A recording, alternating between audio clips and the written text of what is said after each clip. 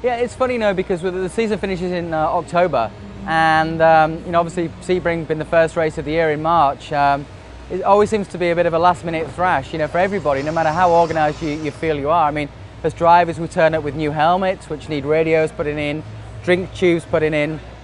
We receive our overalls; they need certain patches on. The car arrives; it's got to have all the championship stickers and the livery put on. Sebring is always crazy because it's our first big race of the year, with parts arriving at the last minute, your spare parts arriving throughout the week. Yeah, there's a varied amount of stuff that not only the mechanics but the body guys have to be well versed in. Some of it is oddball stuff like upholstery. They'll be getting out scissors and X-Acto knives and heat guns, and you really have to be a bit of a jack of all trades sometimes. You not only have your car, but you have to have all your spares.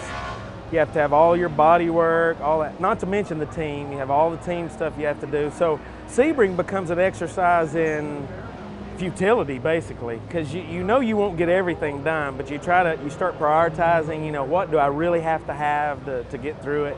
I mean, the shipping companies, they make half their business on Sebring week. I'm sure they mark it on their calendar with a big yellow pen. Drivers have a certain personal sponsor, and they'll show up, on day 3 of race week, and suddenly you've got to find somebody to sew the patches on. So that kind of stuff always sneaks its way into the program.